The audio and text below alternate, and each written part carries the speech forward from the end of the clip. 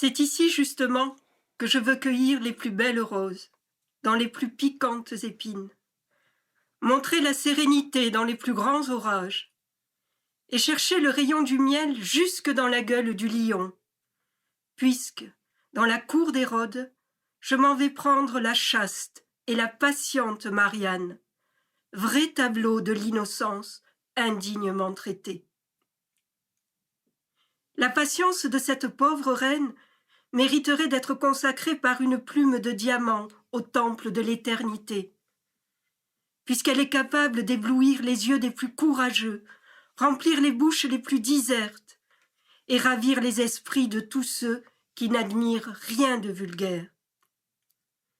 Dieu, qui relève toujours la gloire de ses élus, voyant l'âme de cette princesse des plus fortes et des plus illustres, lui donna Hérode, mauvais mari, persécuteur barbare, infâme bourreau. Pour bien parler de la vertu de cette reine, il lui faut opposer la malice d'Hérode. Il faut voir nécessairement comment ce déloyal, tenant la vie, le sceptre et la couronne de la maison de Marianne, pour récompense, lui ôta le sceptre, la couronne et la vie, après avoir tiré ses entrailles, lui faisant mourir ses plus proches devant ses yeux, puis, la jetant toute sanglante sur le bûcher où brûlaient les corps de ses pères et de ses frères, comme la dernière victime de sa fureur, sans toutefois jamais ébranler son invincible patience. Avance, malheureuse, eh bien, méchante femme, à qui j'avais donné la moitié de mon âme, et qui, par le seul gré de cette sainte ardeur, partageais avec moi ma gloire et ma grandeur. Dès sa conception, ta rage est avortée, ton piège est découvert, ta mine est éventée. M'ayant pris pour but par une juste loi, la pointe de tes dards retourne contre toi. Voudrais-tu pallier ce crime manifeste que nous a découvert la justice céleste? Ces discours ambigus ont des obscurités qui se rapportent fort au son dont vous sortez. Insolente, oses-tu me dire ces paroles? Osez-vous m'accuser de ces crimes frivoles? Ce n'est que sur son rouet simplement attentaire. Ce crime est fort nouveau, l'on vient de l'inventer, mais jamais votre esprit n'a manqué d'artifice pour perdre l'innocence sous couleur de justice. La mort émoussera tous ces piquants propos qui, blessant mon honneur, traversent mon repos. Au lieu de s'excuser l'ingrate en sa défense, ne saurait proférer un mot qui ne m'offense. Mais voici le témoin de ce noir attentat, formé contre ma tête et le corps de l'État. Pour sa confusion, il faut qu'on lui confronte. Pour augmenter l'affront que l'injuste licence a fait à l'innocence, un absolu pouvoir rend mon corps prisonnier. Mais en quelque péril que le malheur m'engage, j'aurai cet avantage que mon cœur pour le moins se rendra le dernier. Ce jour s'en va borner la longueur de ma vie. Je vois bien que l'envie travaille puissamment à creuser mon tombeau, et que la cruauté du tyran qui m'opprime ne me suppose un crime que pour avoir sujet d'en commettre un nouveau. Qu'il en use à son gré, me voilà toute prête de payer de ma tête afin de contenter ce cœur dénaturé. Quelque horreur quand la mort on puisse se reconnaître, elle n'a qu'à paraître, j'irai la recevoir d'un visage assuré. Il est temps désormais que le ciel me sépare d'avec ce barbare. Son humeur et la mienne ont trop peu de rapport. La vertu, respirant parmi l'odeur du vice, éprouve le supplice du vivant bouche à bouche, attaché contre un mort. Auteur de l'univers, souveraine puissance, qui depuis ma naissance m'a toujours envoyé des matières de pleurs. Mon âme n'a recours qu'à tes bontés divines.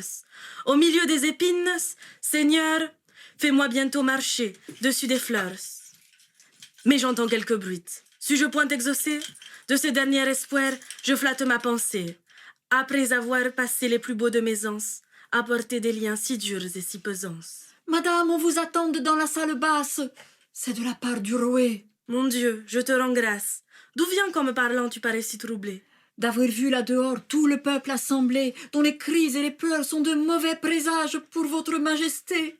Le peuple n'est pas sage d'affliger son esprit et de se tourmenter, d'un bien que mes amis me doivent souhaiter. Mais ils pourraient là-bas s'ennuyer de m'attendre. Dis-leur donc de ma part que je m'en vais descendre.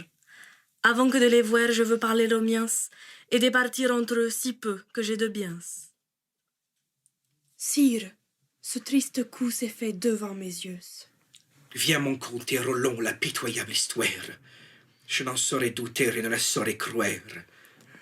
Alors que dans la tour on la vint avertir qu'un rigoureux arrêt la pressait d'en sortir, le funeste récit de sa triste sentence ébranla tous les cœurs, mais non pas sa constance. Car bravant ses malheurs, elle le fit assez voir que ce choc furieux n'avait pu l'émouvoir. Elle n'exprima point des sentiments timides, ses yeux restèrent secs parmi 100 yeux humides, et des rayons de joie éclairant ses appas firent voir que la mort ne lui déplaisait pas. Après qu'elle eut fait part de quelques pierreries à ses filles d'honneur qu'elle a le plus chéries, et qu'en les embrassant, elle leur eut enjointe de ne la suivre pas ou de ne pleurer point. Elle tourna ses pas, et plus gaie et plus belle, où l'échafaud dressé prenait le deuil pour elle. Jamais on ne la vit dans un plus noble orgueil. On lisait sur son front le mépris du cercueil. Jamais, reine Amazone avec plus de gloire, ne parut triomphante après une victoire.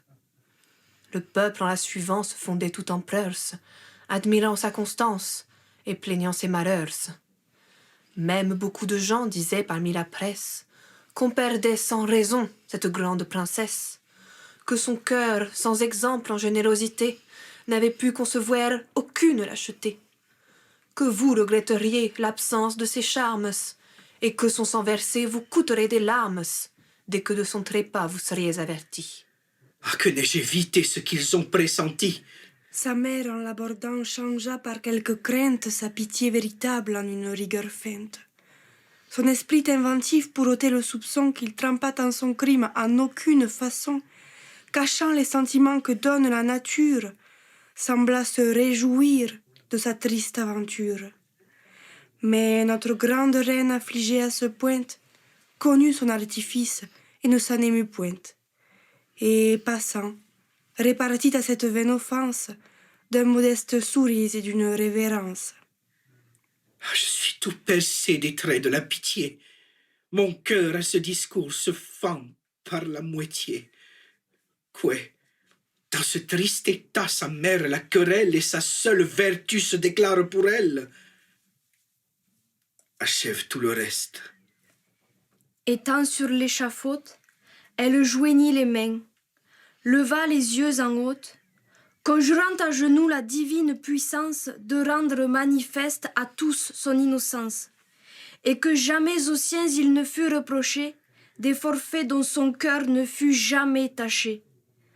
Protesta que c'était par une calomnie qu'on la voyait traiter avec ignominie, et que vous aviez cru par une aveugle erreur ce dont le seul pensée lui donnait de l'horreur. Elle prit à témoin les ordres angéliques qu'elle n'avait point fait de ces lâches pratiques, s'assura que le ciel viendrait vous inspirer, qu'un regret de sa mort vous ferait soupirer, et que vous montreriez encore quelque tendresse aux jeunes orphelins d'une grande princesse, qui dans le mauvais sort sut constamment souffrir, qui vécut sans reproche et sut fort bien mourir. À ces mots prononcés d'un zèle tout de flamme, elle voulut au ciel recommander son âme, qui sur mille vertus s'apprêtait d'y voler. Puis elle offrit sa gorge et cessa de parler. Et lors l'exécuteur, la voyant ainsi prête, d'un prompt éclair d'acier lui fit voler la tête. Là-dessus un grand cri tout autour s'entendit, qui pénétra les airs que son âme fendit. On vit sourdre aussitôt 1000 chaudes fontaines, des yeux de tout le peuple, ainsi que de ses veines. Voilà comme finit votre illustre moitié, avec un monde entier qui mourut de pitié. Avoir ôté la vie à des beautés si rares, aux rigueurs inconnues aux cœurs les plus barbares. Un sarmat inhumain ne pourrait l'exercer. Un site sans horreur ne pourrait y penser. Quel fleuve, ou quelle mère sera jamais capable d'effacer la noirceur de ce crime exécrable? Quelle affreuse montagne et quel antre écarté pourront servir d'asile à mon impiété? Trouverai-je un refuge au centre de la terre, où mon crime se trouve à couvert du tonnerre, où je me puisse voir sans peine et sans effroi, où je ne traîne point mon enfer après moi? Mais attends-je à mon deuil que rien me réconforte? Comment? Je vis encore, et Marianne est morte. Cette belle est partie, et je ne la suis pas, comme si j'ignorais les chemins du trépasse. Une beauté céleste était donc le partage d'un barbare mari, qui, d'une extrême rage, forma la tyrannie et l'horrible attentat, aussi bien dans l'amour qu'il fit dans son état. Elle a vécu de fiel pour mourir de l'épée, qui, dans le sang de Dieu, voulut être trempée. Anticiper la croix, partager sa douleur avec un Dieu souffrant, c'est un heureux malheur, qui, finissant sa vie, honore sa mémoire et tire de son corps moins de sang que de gloire. Aussi la sainte reine, en achevant ses jours, pour Dieu son bien-aimé, soupirait ses amours, et rendait en silence au ciel cette grande âme, la lavant dans ses pleurs, l'épurant dans sa flamme. Vivre et mourir ainsi, c'est faire avec effort d'une vie mourante une vivante mort.